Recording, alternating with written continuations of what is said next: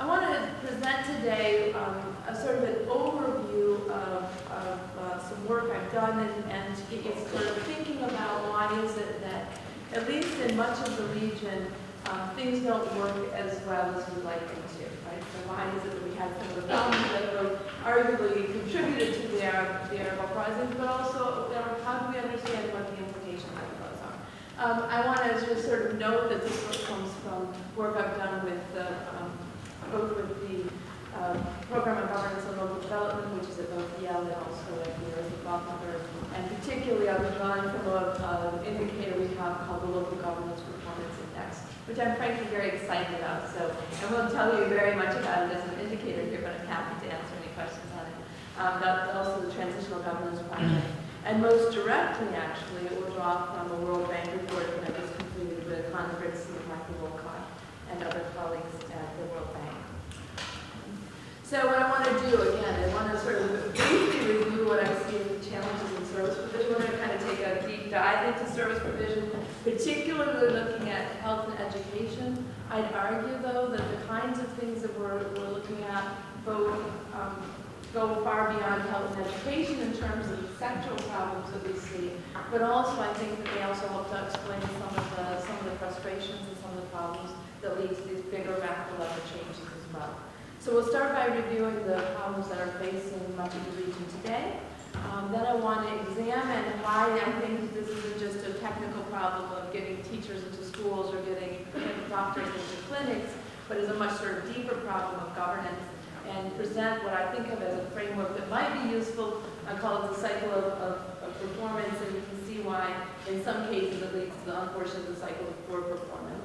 And then sort of highlight what I see as potential entry points and drivers into fostering change. And again, this is where I see the kind of work that you're doing as being particularly useful, and hopefully what I present can spark some ideas among you about things that you might be able to do as well.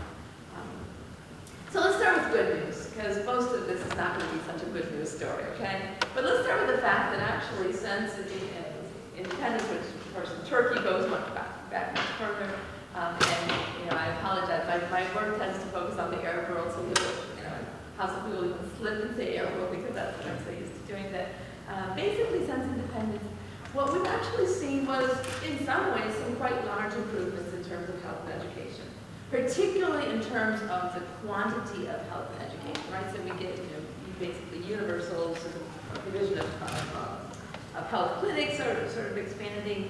We see that education becomes sort of widespread, right? In kind of the 1950s and 1960s, a lot of the sort of state compacts, if you will, was a notion that will provide education, will provide sort of even employment for the fresh graduates, and that was what people both came to expect, right? But it was also one of the things that kept people sort of fairly stable. And we see some actual sort of real changes, right? We see that child mortality falls in the region. We see that primary health completion rates and school enrollment rates increase. They increase for girls as well as for boys.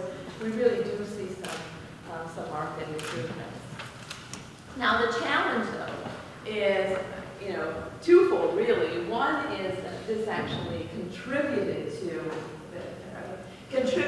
to increasing demands. People came not to simply appreciate the fact that they could have education, they came to expect that they would all have education. They came not only to sort of want to all have jobs, they came to expect that, of course, I graduate and I'll have a job. This became seen as the role of the state on the one hand, right? And at the same time, even though the sort of the provision in terms of numbers, right, how many students were sitting in seats increased dramatically, actually the quality of education, and many if you sort of hear sort of nostalgic remembrances of in the past, the universities were better, in the past the teaching was better. There was certainly,